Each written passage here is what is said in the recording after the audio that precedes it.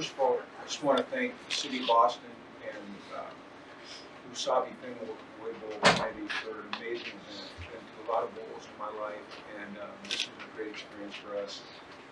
I think playing at Fenway was the whole game. I just kept looking up in the stands and thinking how blessed we were to have a chance to play at this historic park in the middle of Boston.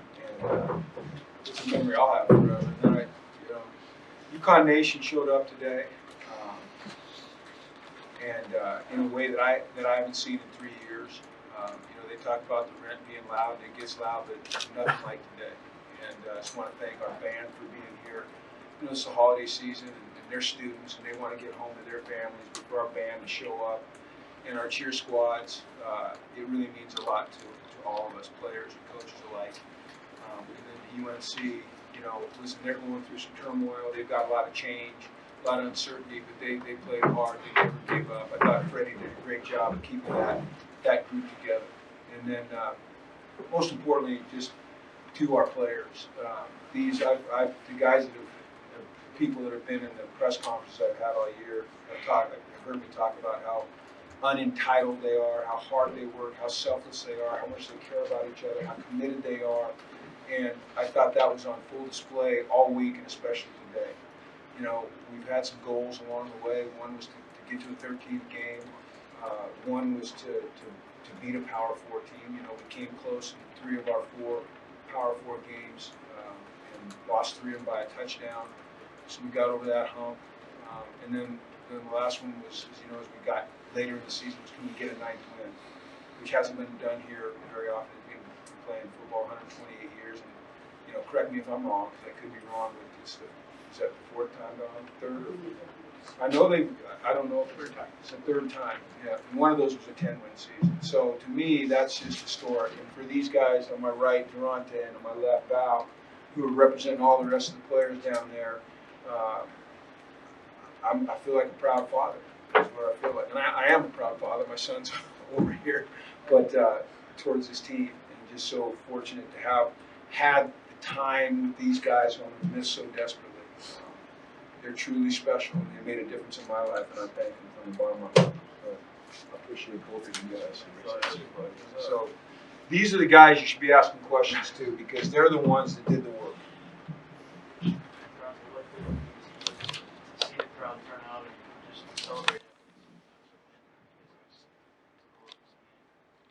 The minute they announced this bowl game, I knew what it was.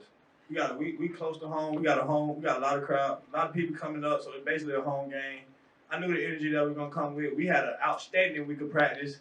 I'm talking sleeping good in the hotel. I'm talking just to the practices, to the walkthroughs, to the meetings. We had an outstanding week of practice, and all that goes into the game. And as you see, we hopped out there real quick. We did our job. So I'm just blessed to be here, and I'm thankful. My 50th game of the year, my 50th game of my career, and it turned out to be a bowl win with a ring, man. I can't ask for nothing better. I know many of you have said in one form or another that your goal was to leave UConn better than you found it. Most definitely. You leave here today with a bowl win, big crowd on TV. What's the level of satisfaction you guys feel? I feel like one of the things I've been preaching all week was like to get over that hump. Like everybody keep talking about those 3 ACC games. We just there. It felt good to get over that hump. It felt good to actually go out there and perform on a big stage. First game of the day with a stacked bowl selection. Selection the games today. Why not us? Why not us go start it off? You see what I'm saying? Why not us? Hey, that's what it feels. It's just like somebody asked me earlier, what was I thinking when I was sitting on the middle of the field? I'm thinking about those hard times. I'm thinking about that 1-11 season, because it all come back into full circle. When all those talks I have with my teammates like Big Val, we saying these things like this gonna happen, and it comes to show. You see what I'm saying? That stuff right there, like really like feel you. So when it really happens in front of you, and it just hits different. You see what I'm saying? I don't know if nobody in here will understand that, but it actually hit different. That's why I reacted the way I did, sitting on the ground, almost shedding a tear. It's crazy. It's just like nobody. I can look everybody in here in my eye, and nobody would expect us to do this. That's just the honest to God truth. They don't expect us to do this. So to come out and get over the hump, it means a lot to us. You see what I'm saying? It means a lot to us. We've been battling 12 games straight to be the Power 5 team. They never said we could do it. Why not do it right now? You see what I'm saying? Why not us? No passion, right? My bad. No, I want them to see who you are. That's what this team is. I get a little hot sometimes. I mean, Monte said everything. I just think, looking back, like 3 years ago, Coach Mora came here, and he never promised us that we're gonna win or anything. He just promised us that if we put the work in, and if we do it the way he tells us it has to be done, then we get an opportunity to come out here and play and get a shot at winning. And if we actually put that plan that our coaches give us into action, we can see that we can really play with anybody. And I mean, we saw it earlier this season, but getting close, that's not doing anything, because at the end of the day, football is a game of wins and losses. So we're just grateful that we got it done today, and then we executed that plan, because like Monte said, it was not done today. It was done all year, especially during this training week. And a big shout out to all of our teammates who brought the energy on Christmas Day. Every day we just had fun out there, and we appreciated the opportunity to be here, play football, and just enjoy this great sport. And with that mindset, I think that just set us up to then have this game today, where we then put it together and go and win against the Ball 14. Coach Mora, what's this journey been like for you? See these guys develop and become what they become. It's been incredible. It's just, I'm so proud of them. And when I first got here, and asked these two guys to come up here because they're great representations of this team. And Bronte is actually the first person that I met when I got on campus. He was in the training room. He was coming off a little injury, scrawny, and but I felt his passion. I felt his emotion. I knew if you had guys like that and guys like Val, who is so committed and he holds everyone to such a high standard, that we would have a chance to do something like we're doing. And I say doing because we're not done. But these guys are the foundation, and we're excited to see where it goes from here. But we'll always remember what these guys have meant to this program and the things that they've been through, and the way they persevered. And I mean, their ability to stay positive through all of the things that they've had to go through here, COVID, and 1-11, and a coach change, which is so hard on players. And then the hopes of a 6-6 season, and we go to a bowl and we lose, and then we come back and we're 3-9, and they could have gone, oh, here we go again. We go to Maryland this year, we get our doors blown off, and they could have gone, oh shoot, 3-9, here we go again. And they just don't. They haven't, and they never did. And to me, it just speaks to the character of these two, who are just like everybody else in that locker room. Great character, unentitled, hard-working. I'm going to tell you what, if you're starting a company, all right, out there, anyone that's listening, probably you guys aren't because you're all in the business, you want to hire guys like this. You want to hire guys like this because they will make it happen. They will help your company be successful. You are a general manager, a president, a head coach of a professional football team. You always should look beyond what the talent is, and you got to look inside the heart and the mind. And I know that from my career in pro football, and guys don't do any better than these guys. Jim, to that point, I mean, I know you clapped Durante on the shoulder and kind of joke, hey, they want to see who they are. When you guys are working and the head is down, you guys go with it. We don't always get to see who they are, but when you're winning and you do something like this, then we get to see what you see every day when you've got your head down. So what does it mean to you that now we get to see the personalities because you have a chance to show us? Well, I think, Val gets a chance, and Val's so consistent, right? And you see how serious he is, and just the words that come out of his mouth are just, they resonate because it's who they are. But when you hear Durante and he gets emotional, he gets passionate, that's just hits, like he said, it hits different because you understand how important this is to guys like him and guys like Val. And to have the opportunity to just be a small part of that means so much to me, and I'm just grateful, like I said, to be able to walk out here and sit at this desk and let you people see what I get to see every day, which is this emotion, this passion, this selflessness, this toughness that I get to see every day. And they're great men, and they're part of I think a really, really special team. Coach, can you talk about the running back room? I mean, even today, not just today, but all season long, Mel Brown, guys like him and Cam Edwards, they've really done a good job for your offense, helping to move the ball and set up the passing play. I mean, can you talk about like what it's like getting to play with like players like that? Well, for 3 years we've hung our hat on being able to run the football, and we ran for 210 yards today. We ran it 46 times. I mean, that's how you win a football game, especially when inclement weather is kind of set in. So we take great pride in it, and Val can probably speak to it better than I can, but we work hard on it. We're detailed. I don't think anyone, I've been lucky to be around some great offensive line coaches. I don't know that anyone coaches the outside zone better than Gordy with more detail. But it's the players that make it happen. And, I'll just tell you, guys like Val and Chase and Chris and Wes, and, we had a lot of different right guards this year, and then Tank went in there today. The time that they spend away from the time that's required of us, perfecting their craft at he and Chase's demand is what makes it so special. And for 3 years, I've sat in my office overlooks our indoor, and I've seen the offensive line, the defensive secondary. I see guys on Saturday nights, Sunday mornings. Kathy and I go over there, and there's always somebody working. And, that's why you run for 210 yards against an ACC team, because of the commitment that these guys have made and the detail that Gordy's taught it with. Jim, Price withdrew from the portal and decided he wanted to come back. First off, what did that mean to you? Then to see him every day like he did today, TFLs, sack, defensive MVP. Just what does he mean to this unit? Well, I think it said a lot about his teammates that he wanted to come back. I think it said a lot about the fact that he didn't want to leave these guys that he's grown so close to, and that money wasn't enough to lure him away. It was the experience that he was able to have here.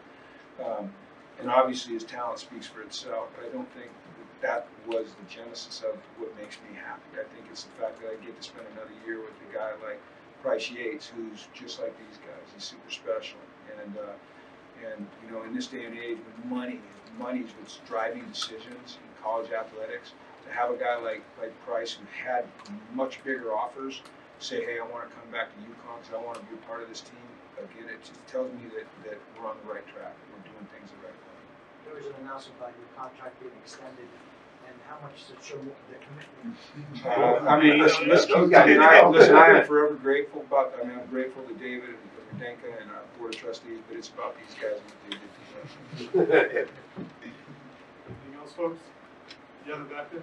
Coach, Joe Fagnano starts the year as a comeback player of the year watch list quarterback. He ends the season with Fenway Bowl game MVP, offensive MVP honors. Just what have you seen from Fagnano as he's grown throughout the season? What does it mean for him to essentially cap off his career with this award? You think about his career here at UConn. He comes in as a transfer. He wins a starting job. He go down to Georgia State. He hurts his shoulder. He has to miss the whole year. We go out to the portal, which everyone's doing. We bring in somebody. We determined that young man's going to be the starter and Joe's going to be the backup. But Joe could have just put his head down, put his tail between his legs, and scurried off, and he didn't. And these guys can tell you better than I can because they're in the locker room with him every day. But his level of commitment, his work ethic, his attitude, I don't think that he ever differed than when he was a starter. Now maybe he went back to his apartment or his dorm, and it was really tough. We had tough discussions with his family, but around the team, he was Joe, and he was positive, and he was supportive of Nick. When he had his opportunities, he took advantage of it. When you look back now and he threw 2 touchdowns today, no interceptions. This young man had, I believe, 20 touchdown passes and 4 interceptions. Is that right? On the year. Now, if that doesn't make you the comeback player of the year, I don't know what does. Okay, because I know this: he's in the top 10 pass efficiency in the NCAA. So, I'm so glad that he won that award today. He deserved it, not just for his performance today, but for what he has done all year for this team on and off the field. Bradford, what do you think people saw today? If people might be looking for a home place to play in the future, what do you think they saw? The picture they saw today about the type of organization they could be joining if they join this one. I'll say I'm trying to see how I can say this. We just like everybody else. We might not be in the conference, but we got the fans. As you see, we play the same amount. We play the same type of football. We play good smashing our football. We just like everybody else. I don't see why not. Like I'm saying, why not us? Why not us? Finally, why not us? We over the hump now. We just got to keep going with it. You got to keep going with it. Coach gonna keep leading the way. Coach Tyson, Coach Brock, Coach Gordon, them. No, the bust down mafia gonna keep going. The DB's gonna keep leading the way. I was gonna say, why not us? That's on them to make the decision, but why not us? Just take a look at it. You see what I'm saying? You see the crowd we had. You see how loud they was. You see how they reacted every time I walked up to the dugout and started waving my hands. That's effective. That's infectious. I mean, like, that's infectious. The energy is infectious. And it's been like that all season for real. From the 7-game home streak, it was like that every game. Why not us? You see what I'm saying? That's on them to make the decision, but why not us? Just take a look at it. I have a question for Val. You hit us with a nice Boston accent yesterday. It was all right. But then to get out, to be out, not just looking around the field to play on the field. You said you came to the game from last year. Just kind of take us through your emotions. I mean, just going into the game, I think I didn't even realize where we are. It's more just like, okay, the field's 120 yards and 53 wide, So obviously we had some of the being on the same sideline and whatnot, just being careful you don't get in a little scuffle or something. But other than that, I think after the game, just looking at the whole atmosphere and just having all the fans there to celebrate, and like Coach Moore mentioned, the band and everybody, I think that's what made it so special. And I mean, that's what it is. The ballpark is all about celebrating with your own team, and I think that's what we had today. We had a real home field advantage, and that's what it felt like, and it was great to be able to celebrate with all those fans that made that drive, and that was really amazing. Yeah, I want to say appreciate everybody who came out to that drive from Stores or wherever y'all came from. It really played a part of our performance today. Man, I appreciate y'all throughout the whole season. Those 7 games at the rent was like, this was the best season I had all year for my 5-year career. Man, I appreciate all the fans for real. Man, just keep going that shit, man. The boys gonna keep holding it down. Coach, no problem with the 47-yard run on your first play of the game. How much of a tone did that help set for the entire game? It's you start like that. I mean, it's huge. It sets the tone, and it shows you, hey, we're here for business, right? We respect you. We don't fear you. We're gonna run it right at you. We'll do what we do, and when you rip that off, like you said, the first play, the energy just goes through the roof. Now we've had, as Durante said, we've had great energy all week. We've had great energy all season, but it was different this week. It was really different. I walked down that field today with no doubt that we were going to win that football game. I don't, I had no doubt.